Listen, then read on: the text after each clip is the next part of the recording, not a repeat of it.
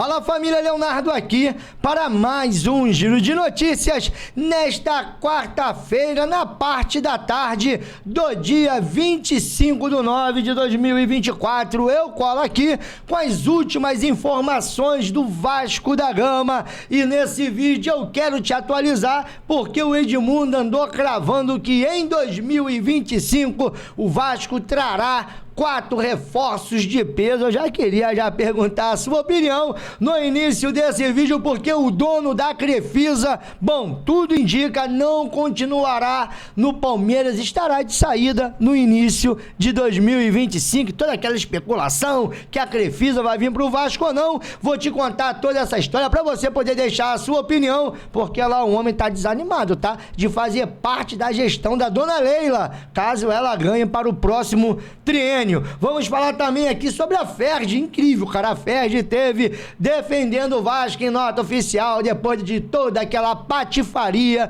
do jogo contra o Palmeiras. E detalhe, tá? A batata do Dimitri Payet está assando e já tem gente falando que de repente ele não fique para 2025. E olha, as críticas lá do Mundo Ed foram pesadíssimas. Tem também a renovação de contrato do Verratti, parece que tá tudo encaminhado, e o jornal espanhol aí torando o Felipe Coutinho, chegou a botar no título a maldição de Felipe Coutinho. Te conto toda essa história porque os caras falaram que quando o Coutinho entra, o Vasco não vence. Bom, vamos aqui trazer para vocês e aí vocês vão deixar as suas opiniões. Vamos falar também sobre o Vasco e São Paulo, que será em Brasília. Cara, engraçado, tá? Hoje teve um incidente aí, cara, porra, complicado ali com um veículo, sabe, que estava divulgando o São Paulo. Já eu te conto tudo sobre o dirigível do São Paulo que caiu lá em Osasco. Será que é um presságio, meu irmão, para esse momento do São Paulo? E ainda vamos falar muito aí, né, que o Vasco, né, se prepara para jogar contra o Cruzeiro. Esse jogo será no domingo e tem algumas indefinições, como quem vem como titular, Payet ou Felipe Coutinho. Ryan tem que sair, perder espaço, e quem entra no lugar do Ryan. E, bom, em falar em cria da base, ainda vamos falar no campeonato sub-23 de aspirantes da CBF, que começou hoje, não começou bem pro Vasco não. Então vou chamar a vinheta aqui, já eu volto, mas é com muitas informações do gigantesco da colina.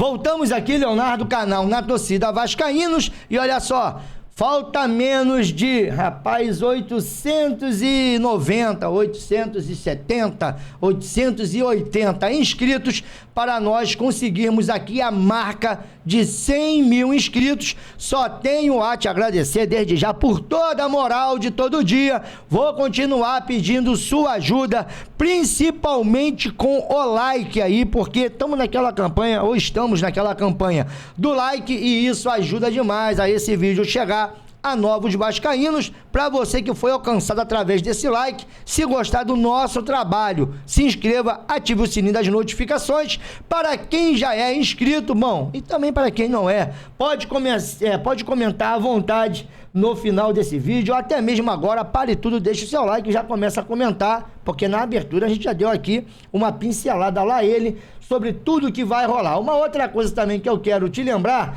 é que os comerciais hoje, ou as inserções, ou a lembrança aqui da nossa querida Implay, nós só fazemos ali em véspera de jogos. Por quê? O Implay, cara, não é um site de aposta. Muita gente enganada com isso aí.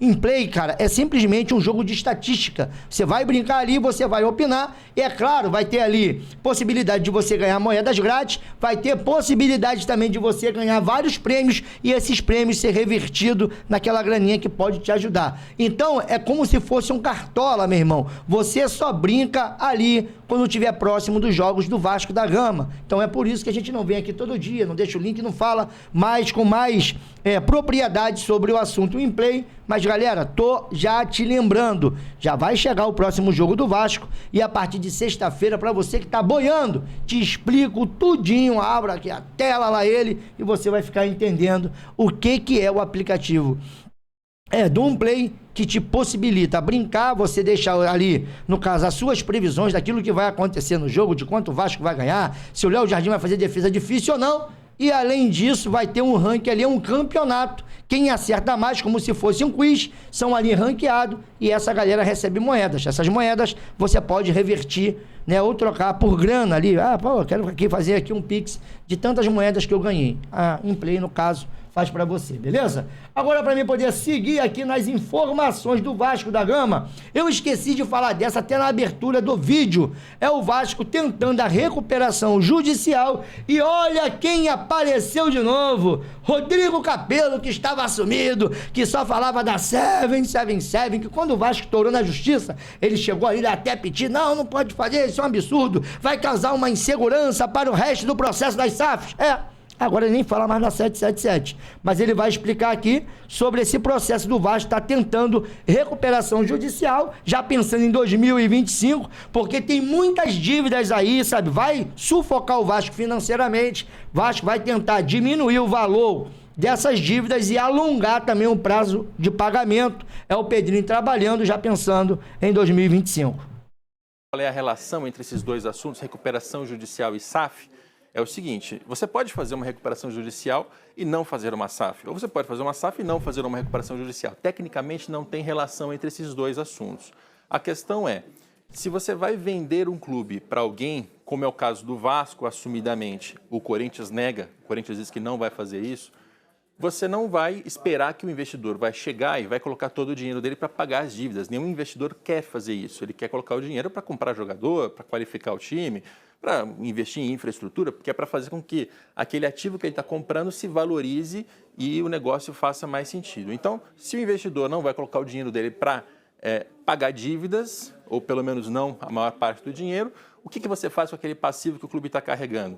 Primeiro, você faz um processo de recuperação judicial para conseguir reduzir muito o valor dessa dívida, alongar ao longo dos anos, mais uma vez eu coloco palavras na sequência, né, Barreto? Enfim, e aí você ao consegue... Vivo. É assim exato, mesmo. Exato. A gente vai editando as palavras ao vivo. E aí, enfim, é esse processo, né, Barreto? Primeiro você organiza as dívidas e depois você vende. Esse é o processo que os clubes têm feito. Então a intenção do Pedrinho é essa, vai organizar as dívidas, tem muita dívida solta, vai fazer mais ou menos igual o John Textor fez, para ali, de repente, procurar um novo investidor, e se conseguir esse novo investidor, se for o Vasco mesmo, tocando a sua SAF, vai estar mais ou menos ali tudo organizado para poder fazer investimento no futebol. E outra coisa que eu quero falar é sobre a Ferdi. Rapaz, a Ferdi teve protestando ali contra a arbitragem da CBF nesse jogo Vasco e Palmeiras e ironiza, não vale a pena ver, né? No caso, VAR de novo. Não vale a pena ver de novo porque eles já tinham protestado naquele jogo do Palmeiras e Vasco do ano passado, daquela polêmica que depois o John Textor até usou como prova para manipulação das partidas de futebol. Pois bem, mais uma vez erraram em um lance que o VAR não tinha que ter chamado a arbitragem para ver o lance. E aqui vem a nota da Ferdi e você vai entender o porquê que eles não tinham que ter chamado. O Departamento de Arbitragem de Futebol o Departamento de Arbitragem do Futebol do Rio de Janeiro, com os dados disponíveis e divulgados, analisou o lance polêmico de Vasco e Palmeiras. O lance dentro ou fora da área é factual, ou seja, não precisa ir ao VAR, área de revisão. Igual a bola entrou ou não entrou. Portanto, a chamada foi para convencer o árbitro de não pênalti. E ali, no caso, ele mudou a sua posição daquilo que ele tinha marcado. Ou seja, ali a Ferdi está alegando que, no caso, teve um erro dos árbitros da CBF, porque lance factual, a bola entrou, não entrou, a bola saiu, a bola não saiu, a bola está dentro da área, a bola está fora da área. Se o juiz já tinha dado a falta, supostamente fora da área, A única coisa que o árbitro de vídeo tinha que falar era isso aqui, ó, foi dentro da área. E ali assinalar o pênalti. Agora, se teve a intenção, se não teve, se foi um lance aonde o cara tava com o braço ampliando o espaço, não, isso aí já é interpretação. E não cabia ali o VAR. Mas aí o Palmeiras, né? Ali não sei quantas lances favoráveis. Agora falando um pouco sobre futebol e deixando essa parte extracampo de lado, vamos falar sobre o Campeonato Brasileiro de Aspirantes, ali que até a idade de... No caso aqui tá sub-20, mas se eu não estiver equivocado, eu acho que é sub-23, tá? Mas, pois bem, o time do Vasco hoje estreou contra o Faísca e foi batido já aproximadamente aos 38 minutos do segundo tempo, um jogo muito ruim tecnicamente, muito abaixo. Eu particularmente não gostei de nada. O Vasco também da base tem os mesmos problemas do time profissional, é incrível, cara, como espelha, como reflete. Problemas de criação, problemas no meio-campo, um jogo horroroso.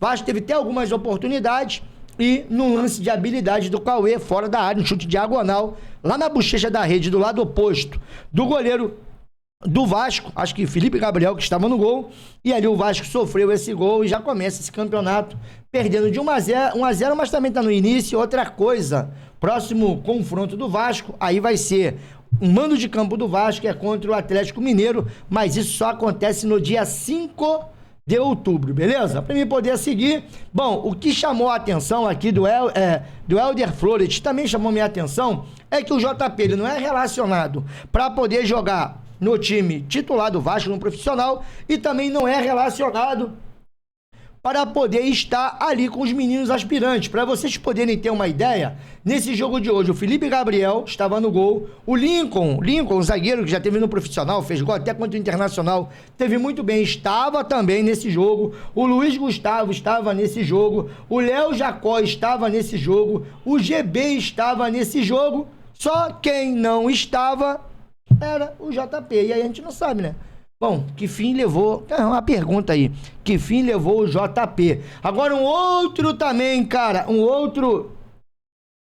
outra notícia que chama a atenção é essa situação de Vasco e São Paulo. O jogo foi confirmado, vai acontecer no dia 20 de outubro, de novo lá em Brasília, lá na Arena Mané Garrincha, ou na Arena agora, né? No Mané Garrincha, ou na Arena RRB, eu acho que esse é o nome lá, pelo menos da empresa, do consórcio que cuida agora ali do estádio. Um outro grande detalhe que eu quero saber, se vai ser 50-50, estão dizendo que vai ser 90-10, se for, eu vou gritar muito alto aqui em cima do senhor Lúcio Barbosa, porque esse se dizia vascaíno. Do Jorge eu não espero nada, mas do Lúcio aí, se ele vendeu esse mando de campo, meio a meio, podendo ser 90-10, eu vou roncar alto. E aí, Vasco vai enfrentar o São Paulo nesse jogo lá pro dia 20. O que chamou a atenção foi isso aqui, galera, referente ao São Paulo.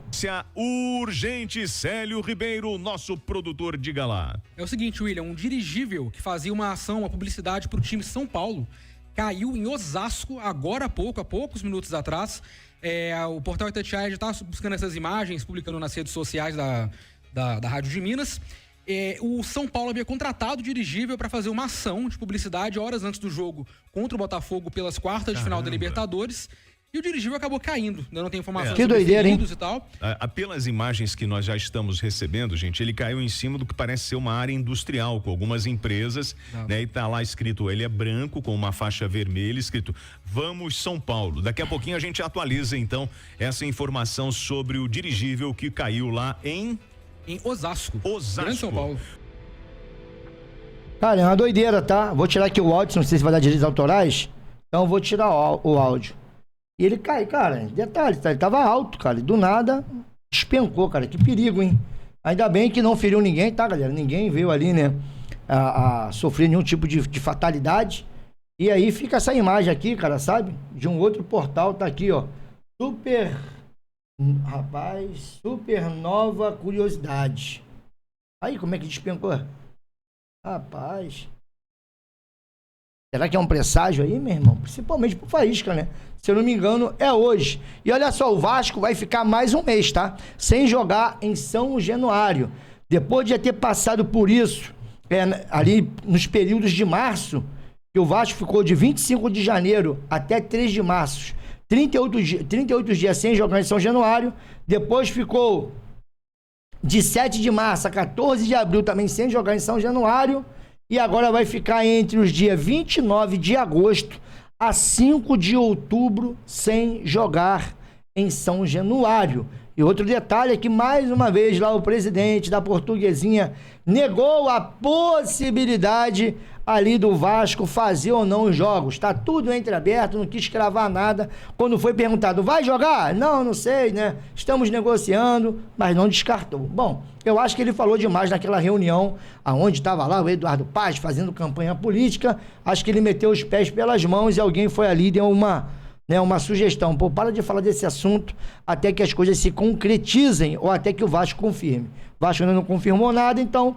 será que vamos ter jogo lá na Ilha do Governador em 2023? Lembrando que São Januário fecha para a sua reforma, para a sua ampliação, modernização, enfim. Aí você escolhe o termo melhor. Para mim poder seguir, lembrando a vocês que dia 18, que domingo, dia 29, às 18h30, agora sim. Isso aí merecia uma edição, mas como nós não editamos o nosso vídeo aqui, fica aí, né?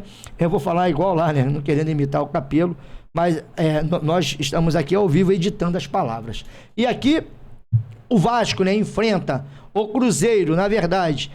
O mando de campo é do Cruzeiro, será no dia 29 às 18h30 e existe toda uma preocupação. Galera, quem é que vai assumir esse lado direito do Vasco? Porque até esse momento, cara, existe aqui uma incógnita. A grande realidade é que o cara que parecia que iria afirmar, melhor dizendo, eu editando de novo, que iria afirmar naquele lado ali, seria o Ryan. Mas o Ryan aí, cara, oscilando, altos e baixos, tem jogo que ele é importante, tem jogo que ele não é importante, tem jogo que ele falha, tem jogo que ele não joga bem, pô, cara, tem jogo que ele é expulso. Então, cara, as opções que nós temos hoje para esse setor são as seguintes. É o Maximin, que chegou e, bom, parece que vai dar certo a contratação do jogador. Nós temos aqui também o Jean David, que foi improvisado lá contra o Vitória. Eu acho que ele fez a sua melhor partida. Depois não jogou absolutamente nada contra o Flamengo. E aí segue. Além deles, você pode utilizar, de repente, o Emerson Rodrigues, que é uma outra opção que tem entrado, principalmente no lugar do Ryan, e tem conseguido ali fazer algum tipo de fumaça. Mas eu também não sei se tem a capacidade de começar um jogo. Porque toda vez também que o Emerson Rodrigues entrou, olha... Bom, para mim poder seguir, o Vasco vai se preparando para esse jogo de hoje. O Jair tem tudo, tá? Para voltar agora em outubro. E a pergunta que não quer calar. Felipe Coutinho ou Dimitri Payet? Quem é que começa contra o Cruzeiro? Porque o Rafael Paiva promete força máxima para esse jogo. E aí, cara, bom, vou deixar aqui os dois lados da moeda. Primeiro eu vou deixar uma corneta alta aqui do Edmundo em cima do Payet. Parece que a batata do Payet tá assando. Eu acho que não fica para o ano que vem. Mas vamos lá. Pode mais ficar no banco, entendeu? Se o Payet não tem condições de jogar... Vamos lá, ele vai falar que o Coutinho não pode mais ficar no banco, ó. Mais ficar no banco, entendeu? Do seu time e do outro time. Não pode. Felipe Coutinho não pode mais ficar no banco, entendeu? Se o Payet não tem condições de jogar 2 tempos, ainda não tem condições de jogar 2 tempos, tem alguma coisa errada. O Payet tem que jogar os 2 tempos. Porque o Payet também é um jogador diferenciado. Só que ele precisa, isso aí é a cabeça, na minha opinião, de lado de fora, precisa de alguém. Precisa de alguém para falar, Payet, parece que você não está no jogo. Parece que você não sabe que é o seguinte, Payet, nós estamos jogando contra o Palmeiras, não é treino. Porque, Payet, uma boa, Payet, eu também sei fazer o que você fez. Essa porra de olhar para um lado daqui, eu também sei fazer. Só que não serve para nada, porra. É pra porra é igual água de salsicha, não serve para nada. Ô, Eri, eu já falei aqui algumas vezes, e você concordou comigo, que a gente tem pouca audiência, mas é muito vigiado, né? E aí, quando eu falei aqui que o Payet se escondia do jogo, os jornais deram isso aí, e a torcida, pô, não para de pegar no pé do Payet, não sei o quê. Mas, para mim, ele se esconde muito do jogo, cara. Porque, de fato, ele parece um veterano, um cara que já parou, que tá ali, dá um toque de lado, dá um toque de letra, e as pessoas ficam encantadas com isso. Agora, ele ganha 1 milhão e meio, eu não tenho nada contra o dinheiro. Porque se tem alguém para receber e tem alguém para pagar, é um combinado entre eles. Mas verdade. O custo-benefício é muito ruim. Ele vai passar o campeonato inteiro sem fazer um gol. Tá baixo. Que custo-benefício é esse? Vê se você me entende. Entendo. Entendo. E aí é isso. Eu tenho conversado bastante com o Pedrinho, ele passou. Então o técnico tem que entender se ele... E essa parte que eu editei, tá? Que ele vai voltar a falar sobre o Payet. Ele tinha mudado ali um pouco do assunto. Quando ele retornou no tema Payet, eu fui lá e coloquei mais um trecho aqui da opinião do Edmundo, do Eric Jones. Eu também queria saber da sua opinião. Ele merece ou não ser titular. Agora, não dá para estar em campo e se escondendo, se arrastando, como ele tem feito nos últimos jogos. Eu não lembro, Eric. Eu não lembro dele ter jogado nenhum bom jogo nessa temporada. E daqui a alguns dias, a gente está entrando em outubro. O campeonato acaba no início de dezembro. E aí, galera, vocês se lembram aí de um grande jogo do Payet nesse campeonato brasileiro?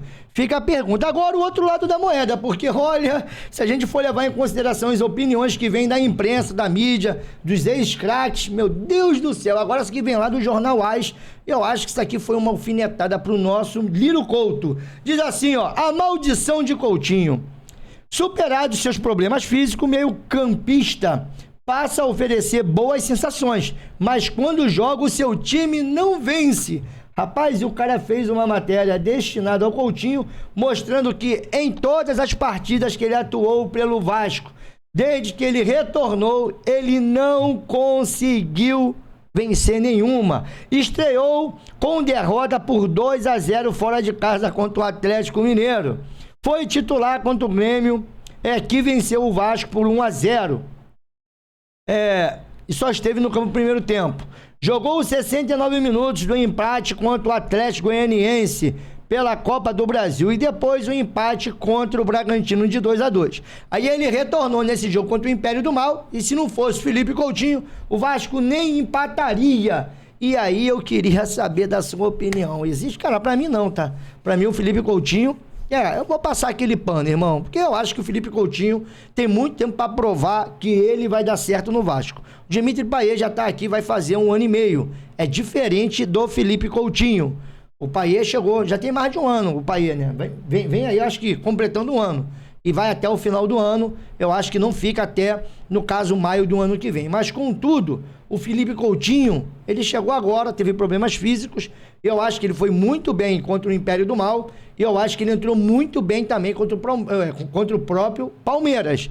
Só que não depende só dele, né? E outra coisa, você já entra, as 2 vezes que ele entrou no seu retorno, ele entrou com o Vasco perdendo, pô.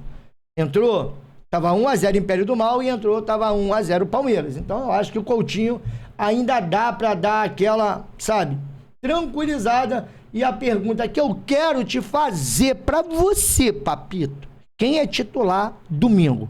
Payet ou Coutinho? Ou pra você joga os 2 juntos? Ou pra você nenhum dos 2 tem que jogar? Tem isso também, né? Pra mim poder já começar quase dar números finais, que nós vamos falar de reforços, calma aí. Mas esse aqui eu acho que é o maior reforço, é a renovação do Pablo Verrete, que já está bem encaminhada segundo o staff do jogador.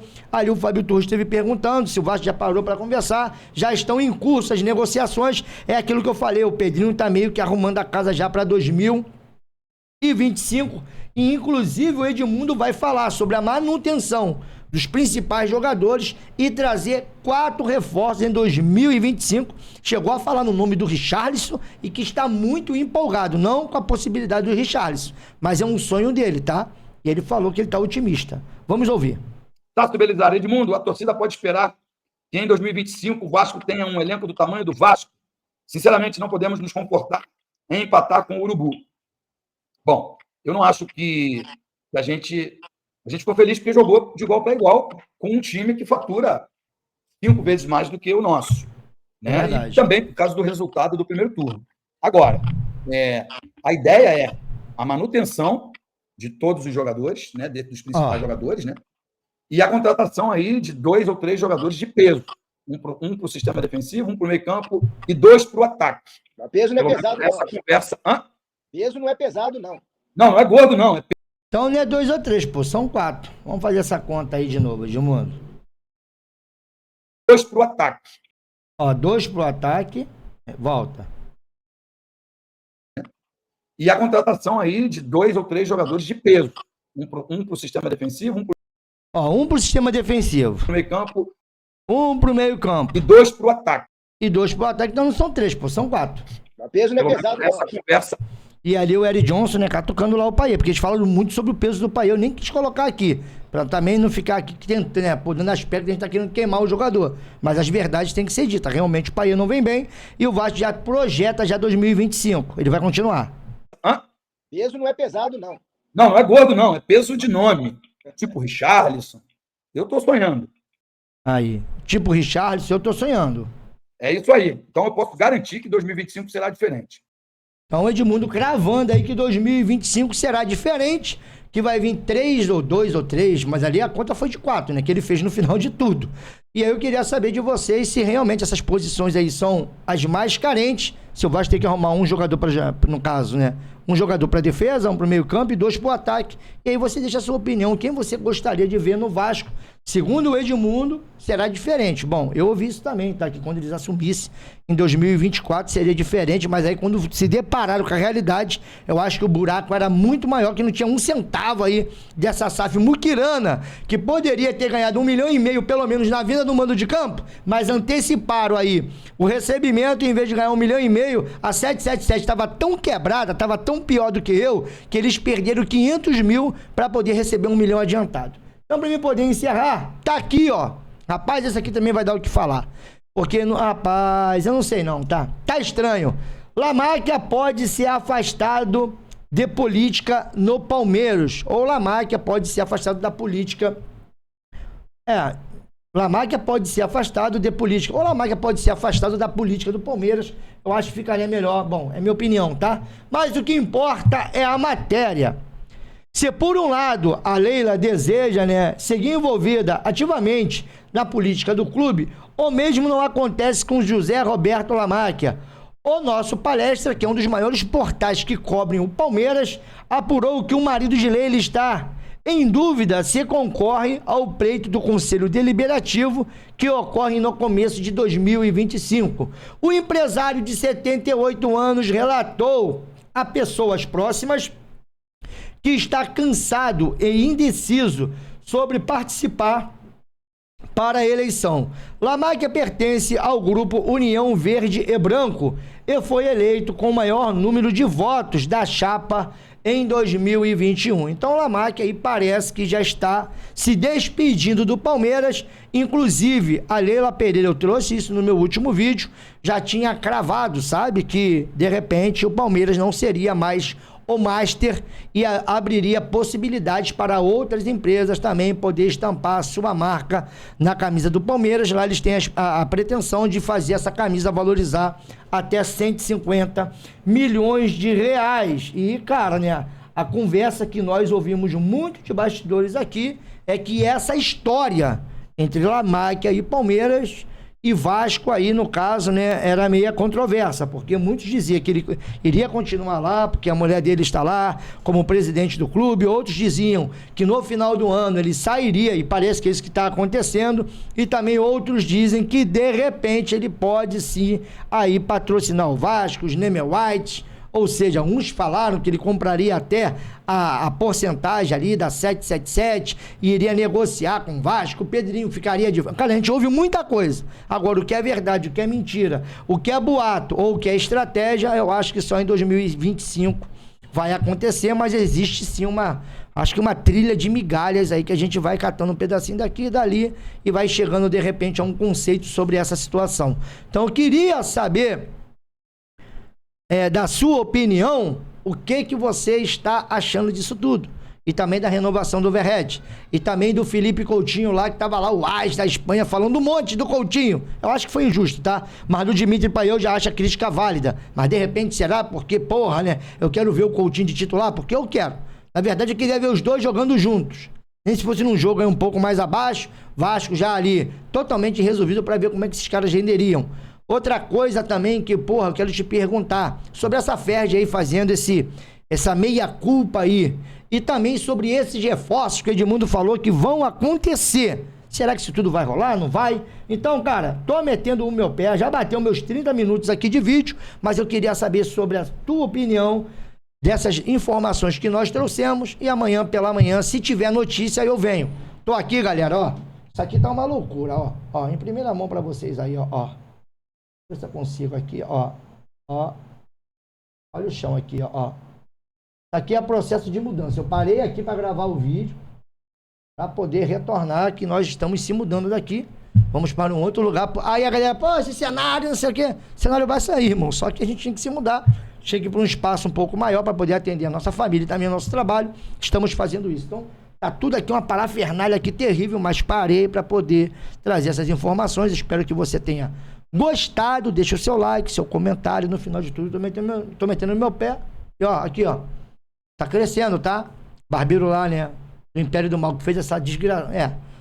Tá crescendo de novo, tá bom? Da Tenel, chupa.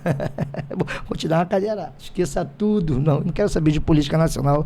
Isso aí, cara, olha, é outro também ambiente tóxico. Esqueça tudo. Fui que fui.